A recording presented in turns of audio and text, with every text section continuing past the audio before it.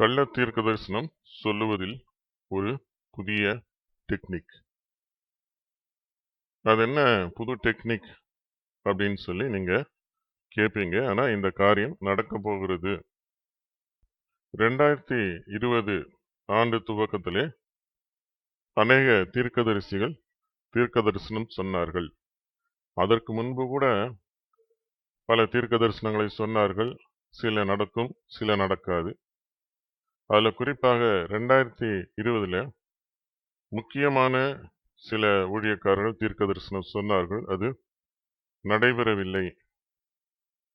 அதுல குறிப்பாக ஒருவர் இரட்டிப்பான ஆசீர்வாதத்தை தருவேன், இன்றைக்கே தருவேன் என்று கர்த்தர் சொல்கிறார் என்று அழுத்தமாக சொன்னார்.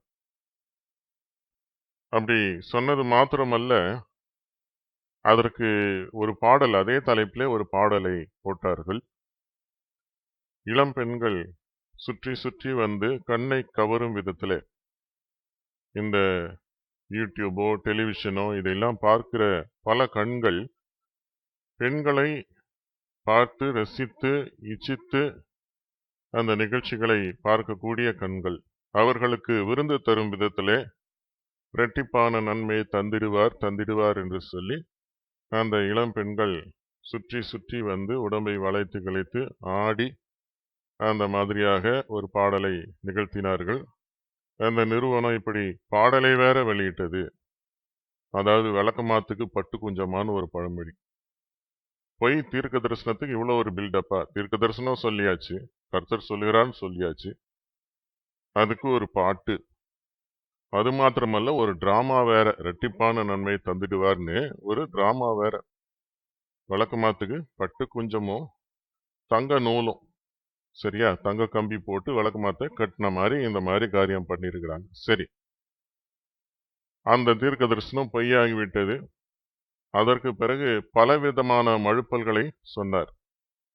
நான் பொய் தீர்க்க தரிசனம் சொல்றதில்ல, நான் பேசுறத முன்னாலையும் பின்னாலையும் எடிட் பண்ணிடுறாங்க அப்படின்னு சொன்னார். இன்னொரு சந்தர்ப்பத்தில் 4 வருஷம் கூட கடந்து நடக்கும், நான் சொல்றது இப்போ உடனே இந்த வருஷம் நடக்காது அப்படின்னு சொல்லிட்டு அவர் சொல்றார். இப்படி பலவிதமான மழுப்பலான பேச்சு. இன்னொரு ஒரு டெக்னிக்கை வேற பண்ணாங்க. என்னன்னு சொன்னா, இன்னொரு டூப்ளிகேட் தீர்க்க தரிசனத்தை அவங்க உருவாக்குனாங்க. அதே ட்ரெஸ்ஸு, அந்த ஸ்டேஜ் பேக்ரவுண்ட் அதே தான், கையில் ஒரு நோட் புக்கை வச்சுக்கிட்டு இப்படி அப்படியே வாசிக்கிற மாதிரி. ஆனால் அதை கூர்ந்து கவனிச்சா அல்லது எடிட்டிங் தெரிஞ்சவங்களுக்கெல்லாம் கூட அது நல்லா தெரியும். இது வேற ப்ரோக்ராம், அது வேற ப்ரோக்ராம்னு. மற்றவங்களுக்கும் எடிட்டிங் பண்ண தெரிஞ்சவங்க மாத்திரம் இல்லை, மற்ற பொதுமக்களும் கூட கூர்ந்து கவனித்து பார்த்தால் இது வேற நிகழ்ச்சி, அது வேற, தனியா யாருமே இல்லாம இவரே தனியா பேசி ரெக்கார்ட் பண்ணதுன்னு தெரியும். அதுல என்ன சொன்னாரு?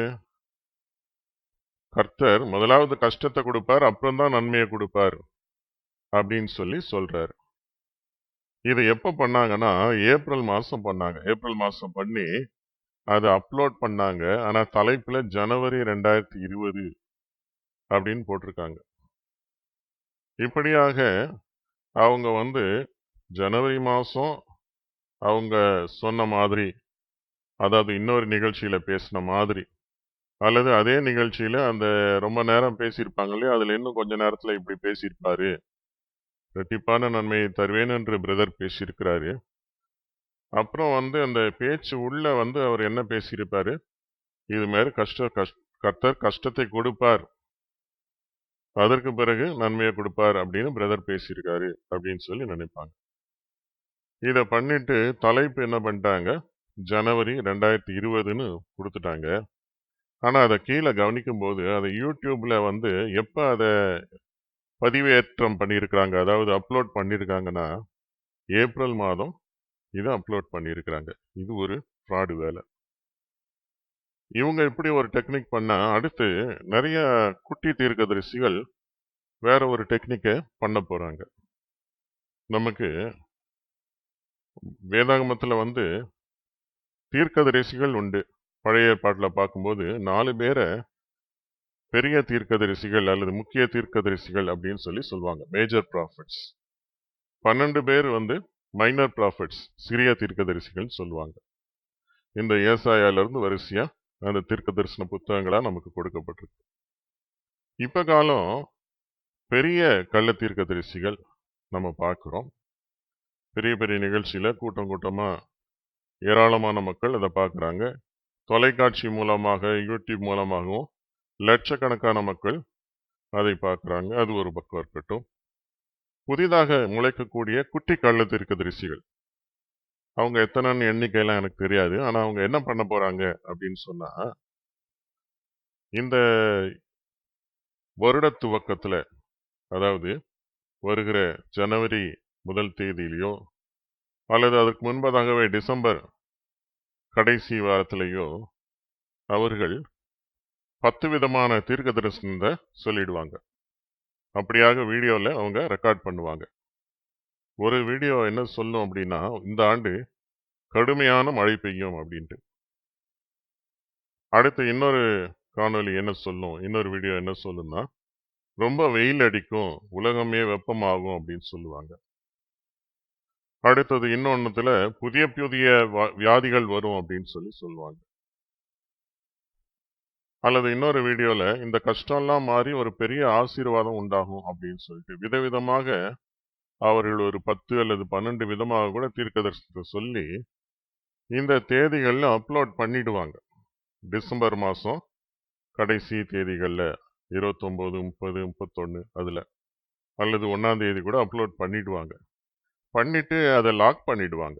யூடியூப்ல நம்ம வீடியோவை அப்லோட் பண்ணி அதை பிரைவேட்டா வைக்கலாம், அன்லிஸ்டட் அப்படின்னு சொல்லி வைக்கலாம். அதை மற்றவங்க பார்க்க முடியாது. ஆனா அப்லோட் பண்ண டேட் மட்டும் அப்படியே இருக்கும். கடைசியில ஒரு 7-8 மாசம் அல்லது 9-10 மாசம் ஆகி முடியும் பொழுது எந்த தீர்க்க தரிசனம் பொருத்தமா இருக்குது, இந்த வருஷம் என்ன நடந்துச்சு, அதுக்கு பொருத்தமான தீர்க்க தரிசனத்தை மட்டும் அதை பப்ளிக்கா ஓபன் பண்ணிடுவாங்க. அதை மட்டும் எல்லாரும் பார்க்குற மாதிரி. மீதி காணொலிகளை பிரைவேட்டாவே வச்சிருப்பாங்க அல்லது அப்படியே டெலீட் பண்ணிடுவாங்க. இப்படியாக இந்த டெக்னிக்கை நிறைய பேர் பண்ண போறாங்க. அதனால இந்த குட்டி கள்ள தீர்க்க தரிசனத்துல எச்சரிக்கையா இருக்கணும். ஏன் நான் எச்சரிக்கிறேன் என்று சொன்னால், நாங்கள் கர்த்தருக்காக கஷ்டப்பட்டு மக்கள் சொல்லும் திட்டுக்கள், ஏச்சுக்கள், பேச்சுக்களை எல்லாம் சகித்து அவர்களிடத்துல இயேசுவை பற்றி பேசுகிறோம். அவங்க என்னென்ன சொல்றாங்க, எங்களுக்கு கடவுள் இருக்கிறாங்க, நீங்க மதம் மாத்துறீங்க அப்படின்லாம் சொல்றாங்க. அல்லது வேறு சில வார்த்தைகளை சொல்லுகிறார்கள். சிலர் கோபமா சண்டை போடவோ அடிக்கவும் வருவாங்க. இப்படிப்பட்ட சூழ்நிலைகளில் உண்மையான ஊழியக்காரர்கள் கஷ்டப்பட்டு சேர்த்து வைத்த ஆத்துமாவை இவர்கள் தங்களுக்கு கூட்டமாக சேர்த்து கொள்கிறார்கள். சரி, அவங்களுக்கு கூட்டமா சேர்த்துக்கிட்டு அதுல காணிக்க வாங்கிக்கிட்டா பரவாயில்ல. ஆனால் அவர்கள் ஆத்துமாக்கள் கெடும்படியாக அவர்களுக்கு தவறான போதனைகளை கொடுக்க ஆரம்பிக்கிறார்கள். இவனுடைய பணம் நஷ்டம் அடைவது மாத்திரமல்ல, இந்த பணத்தை கொள்ளையடிப்பதற்காக கள்ள தீர்க்க தரிசனம் சொல்லுகிறார்கள். ஆனால் இவனுடைய ஆத்துமா பாதாளத்தை நோக்கி போகிறது. ஏன்னா இவங்க ஒரு பயனை அடைகிறார்கள் தந்திரமா. சாத்தான் அந்த கேப்பை பயன்படுத்திக்கிட்டு, அந்த திறப்பின் வாசலை பயன்படுத்தி கொண்டு சாத்தான் உள்ள நுழைஞ்சு ஆத்துமாக்களை திருடுகிறான். இதனால நீங்கள் விழிப்புள்ளவர்களாயிருங்கள். இந்த காணொலியை உங்களுடைய நண்பர்களுக்கும் பகிருங்கள். நன்றி. இப்படிக்கு கிறிஸ்தவ சிந்தனையாளர்.